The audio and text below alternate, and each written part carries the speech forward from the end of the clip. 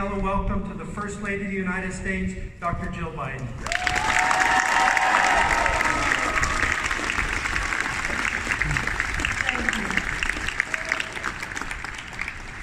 Thank you, Captain Shoemaker. I'm glad to you and Lisa for the warm welcome to Sigonella and for your leadership on this base. And what a beautiful performance by the band. Ambassador Markel, Jack, Joe could not have asked for a better partner from Delaware to the White House to Italy. And it's so wonderful to be able to spend this special day with you and Carla. So thank you for being here. And today is possible because of the work of Consul General Roberts Pound. I'm also grateful to all the Italian officials with us for taking the time to be here. Thank you all for spending your morning with me. So the Bidens are a military family. As the captain said, my father was a Navy signalman in World War II. And our son, Major Bo Biden, served for a year in Iraq as part of the Delaware Army National Guard.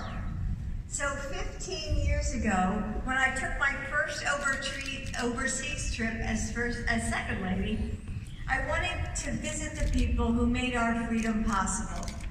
I traveled to meet military families stationed at Bamberg and Schweinfurt over 4th of July weekend.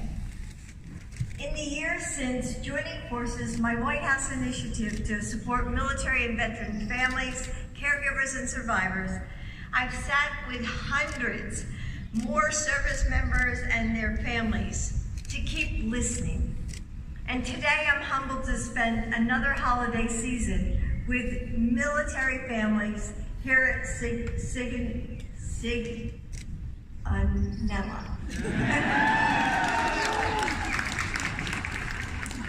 Okay. We just began the White House season at the White House, and I hope to bring some of that warmth across the ocean to all of you. Though you seem to have created a pretty good display here. This year's Sigonella's 65th anniversary, you showed why you are the hub of the Med. The third highest final evaluation problem score in history. Holding 200 community relations events, more than any other base. The Jaguars winning the European Football Championship. And every day you successfully weave through the Sicilian traffic, so I guess I'm about to get a taste of that. But I know this isn't always easy. You know, deployments that seem too long and phone calls that are over way too soon, PCSing every few years, leaving behind, gosh, your careers and your schools and your communities. And that's why Joe's administration is making sure that we do everything we can to support military families, lowering the cost of childcare and bringing universal pre-K to bases, including this one. Making sure that military kids with disabilities can transfer their individualized education programs to their new schools.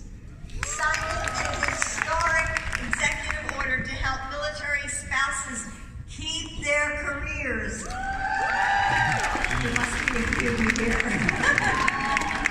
And collaborating with the Italian government to let spouses work remotely.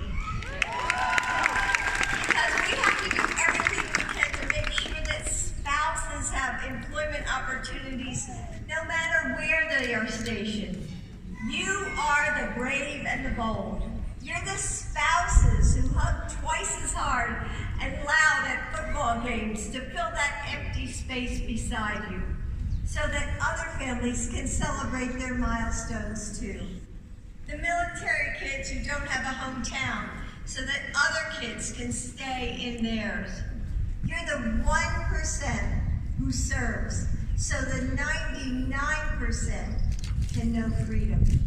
You stand on the front lines, protecting Americans around the world and ensuring those at home can feel the peace and light of the holidays year after year.